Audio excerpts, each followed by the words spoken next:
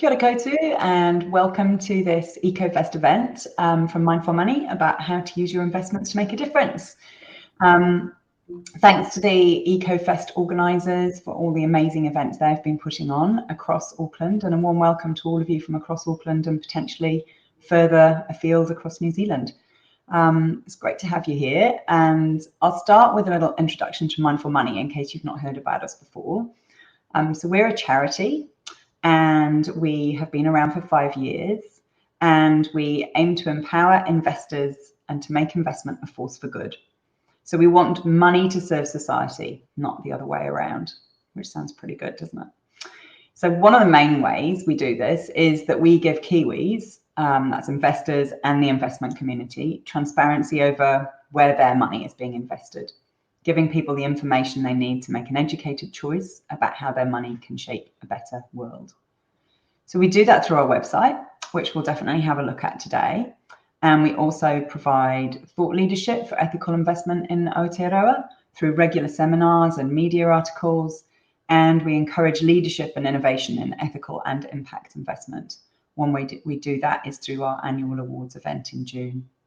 So my name's Karen Swainson, and I'm the operations manager for Mindful Money. I've been with Mindful Money since the beginning, really. And behind the scenes today, I've got the wonderful Olive Coulson, who's our fantastic marketing manager. She's going to be helping me with a few slides and the website. So what we're going to cover today won't be a particularly long one, so you'll be able to enjoy the rest of your lunch hour. What we're going to cover is you'll gain a better understanding of how personal finance can help combat climate change. We'll look at how you can avoid investing in fossil fuels to do that. And we'll explore what opportunities there are for climate action through your investments. We'd really like it to be interactive. So if you've got questions, please pop them in the chat, or you can use the Ask a Question button at the bottom of the screen, and we'll keep an eye on that. It'd be great to hear what your thoughts are and if you've got any meaty questions for us. So we'll start by talking through the relationship between money, including your money, and climate change. So KiwiSaver started in 2007, and 16 years later, there's now $91 billion in it, which is quite incredible. There's also $66 billion in other investment funds that aren't KiwiSaver funds. So these funds invest in companies. It's very hard to know, because you're not in the room with me, how much knowledge you have about investments. So sorry if I'm telling you things that you already know, but these funds all invest in companies. So the money is pulled from all the different KiwiSaver investors in the fund, and that money is invested in companies, it's tricky for us all to see which companies, because it tends to be a lot of companies, and they also invest in funds as well. So if you look at what your KiwiSaver is invested in, which you can get that information, you might see a list of companies and you're like, oh, I don't know what those companies are. And you may see some funds as well. And how would you know what those funds are investing in? So if we feel passionate about something like climate change or animal cruelty, then we aren't going to want to support it by investing in it. Taking climate change as an example, the divestment movement has been around for about 12 years, and that aims to reduce carbon emissions by moving money out of fossil fuel companies and accelerating the adoption of the renewable energy transition. So far, there's been about $40 trillion moved out of fossil fuels, which is quite a lot of money. And you can imagine makes quite a lot of difference to how those companies can operate. Coming back to New Zealand, there are 3.9 million Kiwis that have KiwiSaver, and with an average of around $24,000, which sounds very small compared to that $40 trillion, but every little drop happens, every little cent counts, and that divestment movement started with a drip, and then it was a trickle, and now it's a bit of a flood of money moving in the right direction. So we can all contribute to that through what we do with our money. So 5 years ago, Mindful Money started really to help Kiwis be able to see where their money is going, and to show some transparency about what people are investing in. And they started with that with research to find out what consumers really want. So Olive could share a slide for us on this to show what our first research showed. And we've done this research every year since then. Have we got a slide? Yes, there we go. Wonderful. So, so these are the results from last year's research, actually. So it's showing that 73% of Kiwis expect their investments to be ethical or responsible. And interestingly, 80% of women. So women are showing to be more ethical than men in this research, and that is consistent over the years. And by generation, it's the younger generation that are more keen to see their investments be ethical or responsible. So if we move on to the next slide. So the issues that people want to avoid do stay consistent over the years that we've done this research. And the main issues are human rights violations, labour rights abuses, environmental damage, and the violations of the rights of Indigenous people. But there are, as you can see, there are many more issues that rate very highly for people, and key to climate change, as well as the environmental damage, is fossil fuels, which 73% of people want to avoid in their investments. So what do we think? How much do you think is invested in fossil fuels? Just give it a thought a minute. And if you've got any thoughts, just pop it in the chat. Well, how much of that money in the pot do you think might be invested in fossil fuels?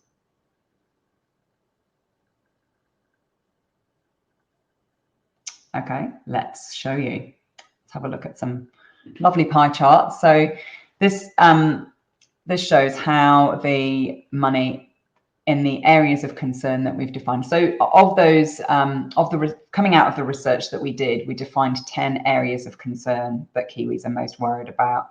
So you can see those on here. So we've got fossil fuels, we've got animal cruelty, we've got human rights and environmental abuse, weapons, gambling, alcohol, tobacco, GMOs, palm oil, and pornography. So you can see that the biggest ones of those are fossil fuels, animal cruelty, and human rights and environmental abuse. And this is the research from September last year, and we can see that 3.2% of KiwiSaver money is invested in fossil fuel companies, and that's $2.7 billion. And also quite shocking is the amount of money invested in companies that partake in animal testing and animal cruelty, which is $2.5 billion. And the human rights and environmental abuse, you can see, is nearly $1.9 billion. If we look at the next slide, it shows us the same figures for investment funds, which varies a little bit. But the proportions stay much the same. So how can you make sure that you're not supporting fossil fuel companies and funding climate change? Well, that's where Mindful Money comes in. So we did the research, and as well as defining these 10 areas of concern, we found that the biggest barriers for people in terms of working out or in terms of ethical investing and being able to invest in what people want are lack of time, no independent information on funds, and it being quite hard to switch. So that's what we set out to solve with our website. So there are 350 KiwiSaver funds or thereabouts and 450 investment funds. And as I say, these funds are what we call portfolio investments. So there's funds inside funds and lots of companies. So it's very difficult to track where that money's going. So Mindful Money does two main things that come together to give us the information on our website. We do analysis on companies. So for each of those 10 areas of concern, we have comprehensive lists of companies that are operating within those areas.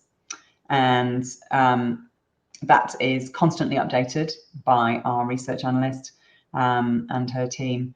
And then what we do at the other end is we map all of the companies in the funds, which we're able to get from a government website called Disclose. We map all of those funds and the companies that are in them onto those companies in the areas of concern. And we'll show you now what that looks like on the website. So, and we update this twice a year. The fund managers have to they have to disclose what they're investing in twice a year at the end of March and the end of September each year. So we're able to update the website with the new information twice a year as well. So the information that's currently on the website is current to 30th of September 2022. There isn't a huge amount of change each period, but there is some, and we do generally see things going in the right direction. But yeah, for those of you who are switched on to what the date is, the next disclose date is tomorrow. It takes quite a long time for the funds to disclose, so we'll hope to have the data for tomorrow live by the end of June. So let's have a look at the website. So this is our homepage. And if we just scroll down a little bit, you can see there's lots of information on here, and we're just trying to cater for everybody's needs. And what we're looking at is that everybody has different values. So rather than telling you this is the most ethical fund, we're trying to help you find a fund that fits your values. If we scroll down a little bit further, we can see some fund names there, a little bit about us, some links to some of the news articles we've done with that thought leadership I was talking about, and some of the other organizations that are our allies and are aligned with what we're wanting to see in the world. So if anybody is keen for me to check their KiwiSaver fund, I can. We'll click on the blue button at the top called check, that says check fund. If you've got a fund that you'd like to check, pop it in the chat. But meanwhile, we'll see what Olive chooses today. What shall we choose? Give it over to Olive there. She's going to put in the ANZ Growth Fund. It's a very big fund. There's a lot of people investing in that fund. And that shows us here, if we hover over the graph, it's a little bit small on my screen actually, but it does tell you the percentage that is invested in each of those areas of concern. I think it's saying around 4% is invested in fossil fuels. So what we might do is click on that fund, and we'll go and have a look at more information on it. And there's lots of information on each of the funds on this fund detail page, and a list here of all the companies within those different areas of concern. So as I say, there will be a lot of companies here that you've not heard of, but there'll be quite a few that you have heard of too. So that's the result of all of Shannon, our research analyst's amazing work. So we might think, not so sure about this, not sure if I want to be investing in all those companies. So we'll click on the button that says find a mindful ethical fund. And that's always the button, it's the same as the button in the top right hand corner as well. You can always use that to find a fund. So we've selected KiwiSaver funds there at the top, and here are the 10 different issues of concern. We're just switching between KiwiSaver and investment funds to show you. And we're looking at the 10 different issues of concern, and we're talking about climate action today. So we'll definitely select fossil fuels, and we'll definitely select human rights and environmental violations and palm oil. We'll leave it to that tomorrow. Actually, and we're going to put weapons because that's so important. I don't want to be investing in weapons. Okay, so we'll click on the button at the bottom to take us on to the next page. So this is where it becomes, there's another opportunity for you to individualize this, because there are different ways of looking at investments. So we've got 4 different options there: the green, yellow, lilac and reddish colors. I'm not quite sure how to describe those colors, but so the top one at the moment says funds which have a policy to exclude your issues of concern from step 1. So those issues of concern, the ones we selected, the fossil fuels and weapons, etc. Do those funds have a policy to exclude those? The next step is the funds which engage with companies to raise standards. And we'll talk about a little bit about that later, but that is another way that funds operate. Funds which have lower fees and funds which have higher past returns. So I'm going to be a very ethical investor today. I definitely want funds which have a policy to exclude my issues of concern and which engage with companies. I'm much more interested in higher past returns than lower fees, though. So we'll move the higher returns up to go above lower fees, please, Olive. There we go. So those two have switched. And you can switch those around. Do you want to show how you can switch them as well, Olive? But that's the order I want. So you can switch those and then pop them back. Wonderful. And you can just have a play. And what is most important to you? Okay, let's go on to the next stage. The third stage is where we choose our risk profile. And this is really, again, it's different for everybody. For someone of my youthful years, I should definitely be looking at a long investment time frame. So I would choose growth and aggressive funds. But if you're feeling a little bit nervous about the markets, or you're a little bit closer to retirement, you might be choosing some balanced funds or even defensive and conservative funds. But there's lots of information there anyway, which I won't bother going through now. So if we click on the button there, and then we will get our results. So this brings back the top 10 funds that fit what you've put in, basically, and they are ordered in terms of their best fit for you. And you can see there, you can see the name, you can see the returns and the fees. And then if we click on one of those funds, if we click on the details, then that will take us through to that same page we were looking at for the ANZ fund. So we'll look at the issues of concern. You can see those lists are a lot shorter, and there's a lot less invested in those issues of concern. I can't read what the total is, but I know it's not very much for that fund. I'm not sure if that's my eyes or my screen resolution, but it looks like less, around 2%.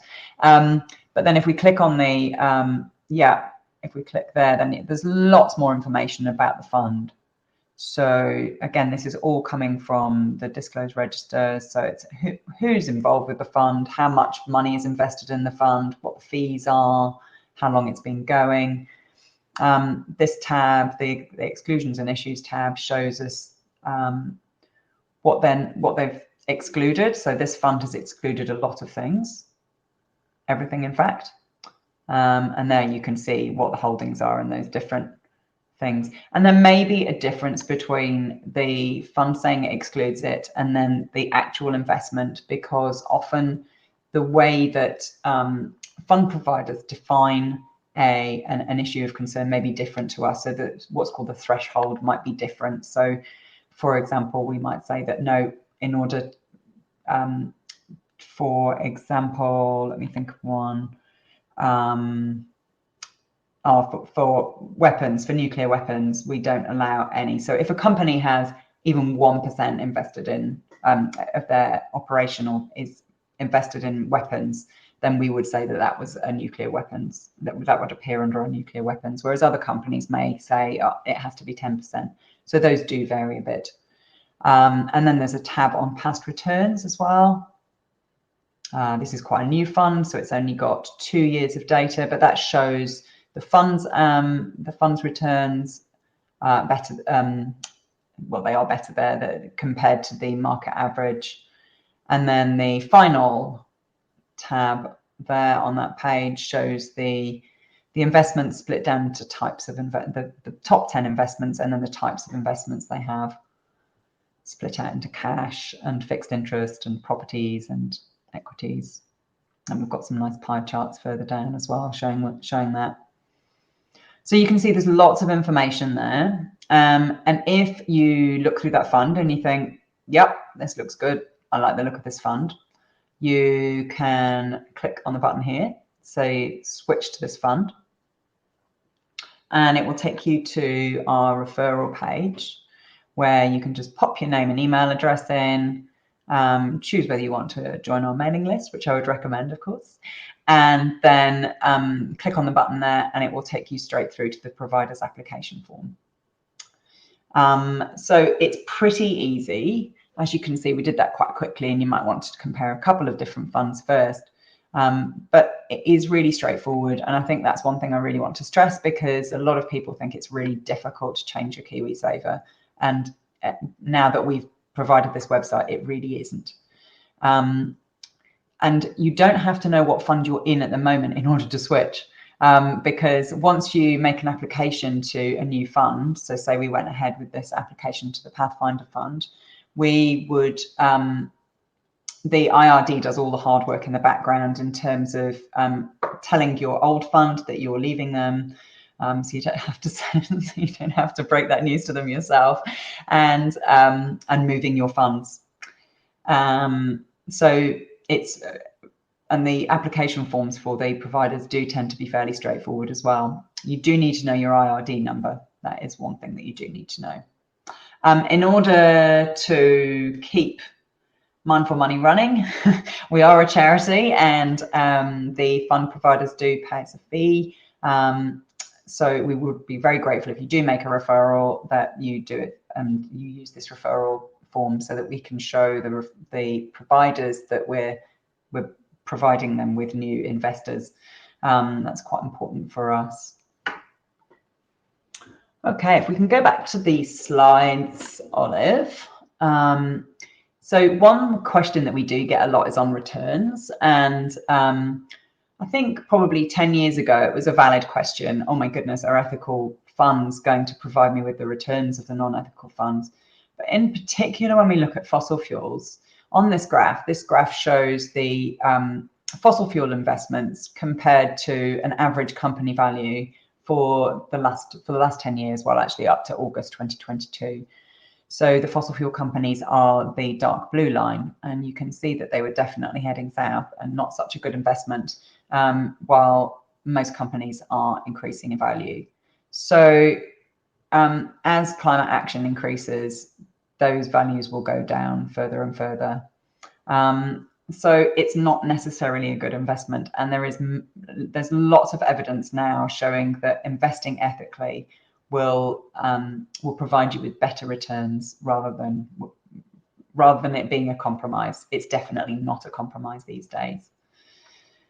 If we've not convinced you yet, let's have a look at the carbon footprint. So we've done some very conservative research around what your carbon footprint of your KiwiSaver fund is, using the average KiwiSaver fund, which, as I say, is about $24,000 at the moment. So the information on the other carbon footprint data is all from FutureFit, the Auckland Council FutureFit tool, which if you haven't used before, I'd really recommend. And yeah, combined, they give you a carbon footprint of 7.7 tons for an average person. And the average person's KiwiSaver fund has a carbon footprint of 2.3 tons of CO2 emissions. So as you can see, it's a pretty hefty amount. It's really worth making sure that your KiwiSaver or other investments are invested where you're happy with them. And if you're into climate action, which you hopefully are, given that you've come to this seminar, then yeah, you probably don't want to be investing in fossil fuels. So there are other options. What would you like to see your money supporting? Just have a think about that for a minute. Instead of having your money investing in fossil fuels, what would you like to see your money supporting? And if you've got any thoughts, again, feel free to pop them in the chat. So there are different investment strategies, as well as the one we've talked about so far is divestment. So taking your money out of the bad companies like fossil fuels, and constructing a portfolio that doesn't have those bad companies in them. Another strategy is active ownership or engagement, where you would actually engage with those companies. So you'd go and meet with them. So this is obviously the fund providers, not you yourselves. And the fund providers would go and actually meet with those companies and influence the way that they behave. So that is one way of the fund providers making a difference. And a third one is investing in climate solutions.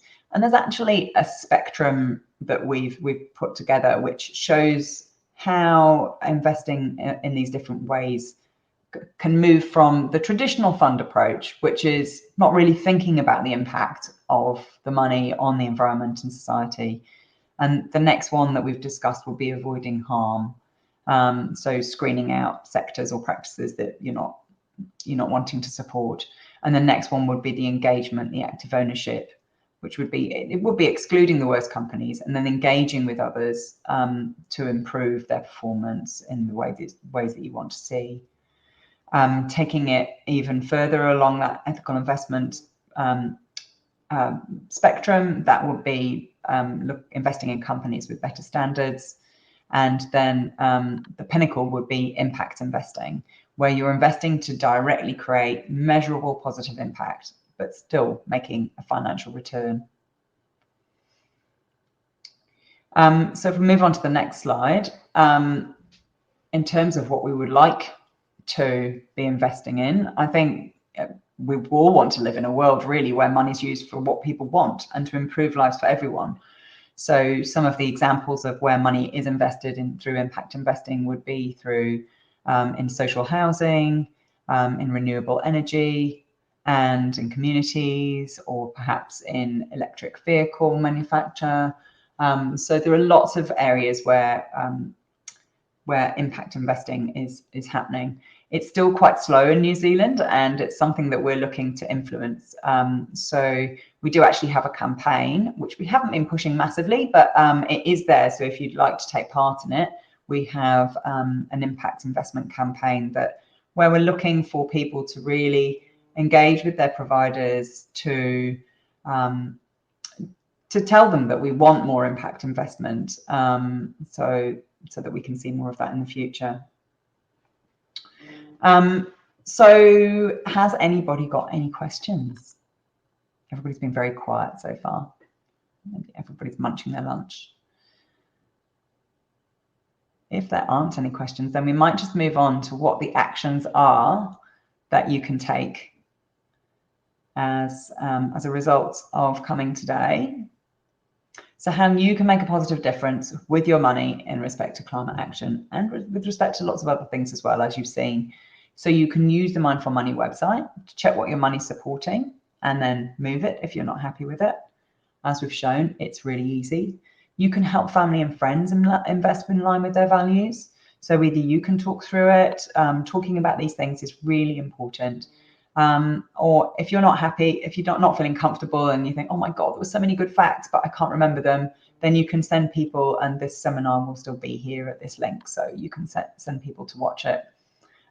You can sign up to our newsletter. So to be part of the ethical investment movement in Aotearoa, we send out a newsletter every couple of weeks, inviting you to come along to the seminars that we hold and giving you information about what's happening. You can consider making a donation to Mindful Money. We are a charity and do appreciate donations. They always put a smile on my face. And coming soon, as part of this year's awards, we're actually going to have a People's Choice Award, which will be voting for your favourite ethical fund. So, yeah, if you're part of the newsletter or part of the you can look at us on social media as well, and I'm sure we'll be advertising it on there. So yeah, we do have Facebook, LinkedIn, and Instagram.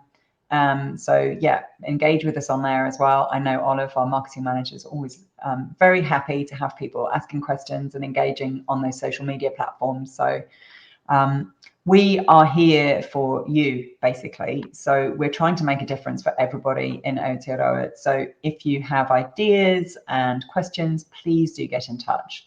You've all been very shy today, but it would be wonderful to hear from you in the future. So thank you so much for coming today, and thank you to Olive for the wonderful driving of the PowerPoint presentation and website in the background. And enjoy the rest of your day, everybody, and ka kite anō.